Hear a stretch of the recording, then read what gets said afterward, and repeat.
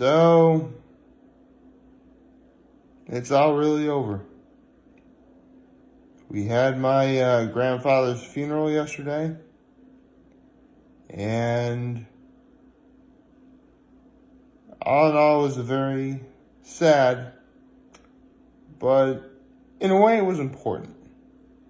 Because, I mean, I knew that my grandfather was never going to be around for my entire life. I mean, I knew that, he would one day be gone. I mean, I guess I've always known. But to actually experience it and due to the circumstances that it was, he actually died of cancer. It's just a completely different experience. One that I'm certainly never going to forget for the rest of my life. I'll be honest, though, and I know I said that there's no shame in crying, or there's no, you know me, I'm definitely good about sharing my feelings. But I will admit, at one point yesterday, I almost completely broke down. I really did. If you would like to know when, it was... first, the morning started off with, we all went to the funeral home, and we did what's called a rosary. It's basically, you say a whole lot of prayers. And that specifically, mostly Hail Marys and Our Fathers. We then went over to the church and had the funeral service. My grandfather had arranged where my brother would read one of the readings, my aunt would read another reading, and myself, along with the rest of my cousins, would read parts of the Prayer of the Faithful. And, my uncle did a nice eulogy about my grandfather. The priest had a nice homily about my grandfather. And I could feel the sadness in the air, but none of that actually got to me. Now, I was actually a pallbearer, so I was able to finagle myself so I could be directly behind the hearse as we were driving. So I knew, I wanted to worry about doing anything crazy or whatever. And we get to the cemetery. My grandfather was buried in a Bath National Cemetery. He was a veteran, you see. And, okay. And here's where it almost got me. I'm positive that if any of you have ever watched TV or a movie or listened to any kind of music, then you have heard of the song known as Taps. For those of you who don't know, it's the song that goes...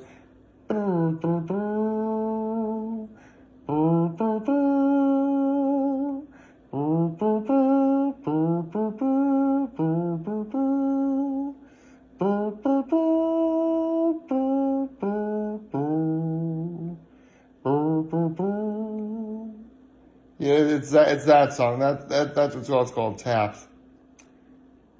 There was a 21 gun salute, even though there was only 5 guns. And I count only 15 shots, but whatever. It was when the song Taps was playing on the trumpet. Again, it's one of those situations where, I've heard it in other forms of media. But to actually hear it in real life, I really did almost break down. And then for whatever reason, I probably know the reason why, because they also played Amazing Grace on the trumpet as well, which, okay. Yeah, Amazing Grace is also the recessional hymn. That's the one we're all leaving after the service is over. Personally, I always felt that Amazing Grace was more offertory or communion, but that's just me. So, yeah. We then had the reception at the Pleasant Valley Wine Company near in Hammondsport. See, my grandfather lived up at Cuke Lake all year round, so he knew everything, everywhere, all that stuff. So we went to the Pleasant Valley Wine Company, and honestly, I know I said one of my New Year's resolutions was going to be more adventurous when it comes to, wine tastings and drinking and stuff like that. And if I wasn't driving, I would have totally, did it.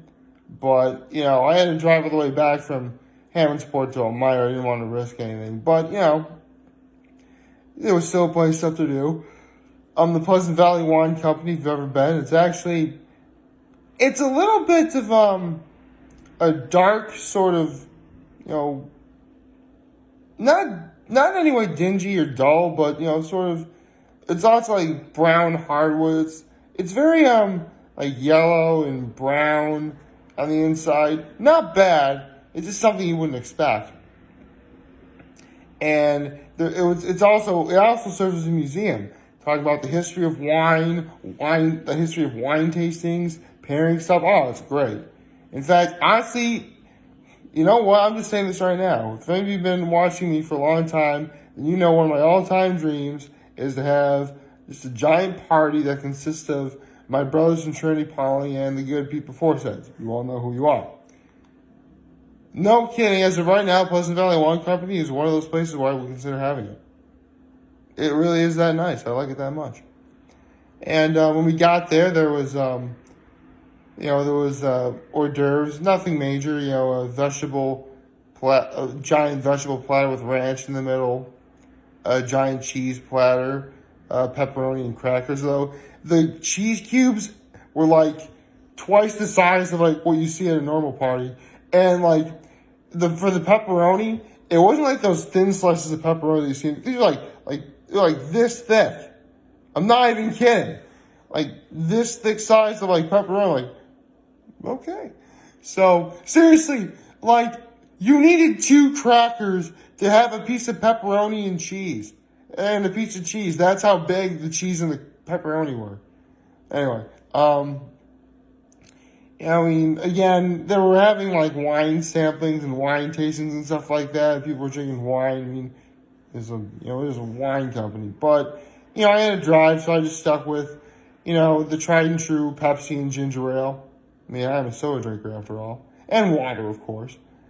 And for the lunch that we had, there was baked ziti, roasted potatoes, grilled chicken, really good grilled chicken with some sort of really savory glaze on it. It was really good. And roast beef, very thinly sliced roast beef, with quite possibly the hottest horseradish I've ever had. Seriously, I'm a horseradish guy. I love that stuff. I especially love it when, for lack of a better analogy, it completely whoops my fanny. And this did exactly that. Seriously, too much of the horseradish, and I would need guzzle down water to not completely explode and coughing and dying of heat. It was unbelievable. And for dessert, there was a cookie tray, mini cheesecake cubes and cups. I'm sure you guys know what I'm talking about. And brownies. And yeah, that was it. We got to say goodbye to my family. I got to say goodbye to my family members that are heading back home today. Which reminds me, I know the good people over at P's Macarons are preparing for a storefront. And they're looking for someone to make a sign for the storefront. If it wasn't for the fact that my aunt was going back to Colorado today, I totally would have recommended that you got my aunt to do it. She's more of an artist by hobby because she works as an occupational therapist for the elderly and the veterans up where she works in Colorado. But when we have parties and get-togethers, or if she makes cards for people, she knows what she's doing because she actually hand makes that stuff. So, yeah, that'd be something that I would have totally recommended. But she's going back to Colorado today, so what can you do? Yeah. to any of my family members who are watching this, in a way, I am kind of glad that, it's over. And I'll always be sad that, Bobo was gone. Bobo, that's what we call my grandfather. But, hopefully the next time y'all get together, it won't be under such sad circumstances. Not that wood right there. So, yeah. All in all, it was a very, it was lovely. It was very cold out when we got to the cemetery. It was, especially when we got to the cemetery, I was like, yeah, I know I already mentioned earlier how taps almost got to me. Really did not help it was very cold. It really did not help that it was cold too. Ugh. Oh man. But yeah, it was tough. It's gonna be tough from now on, knowing that he's gone. I'm gonna be okay. I just looked at the examples of the prefects of Trinity Pauling and my father, just like I mentioned yesterday. So there we go. I guess if there is one bright side of this, it's sort of, you know what I just realized? Yesterday may very well have been the most depressing Monday ever since I started making videos. Huh. I didn't even think about that till just now. Like, literally just now. Because it's already Tuesday. Happy Tuesday, everybody. Yeah. Didn't even think about that. Don't know what, don't really know what to, expect or whatever, but, I mean, again, hopefully, yeah, we all consider Monday to be a real drag, but hopefully, I won't have another Monday that's this depressing. Or if I do, it hopefully, again, knock on wood, it won't be for a very, very, very long time. But if it does, I definitely would feel a little more emotionally prepared since I would know what to expect. And then again, I get the feeling that if it really is as depressing as yesterday, it probably will still get me pretty hard.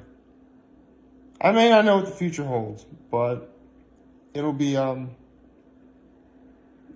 something, all right. That's for sure. Other than that,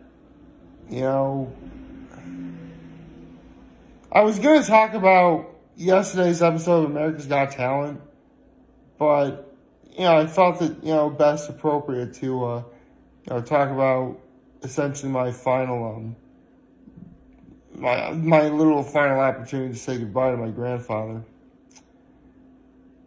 After we did the rosary, we had one final opportunity to say goodbye. And so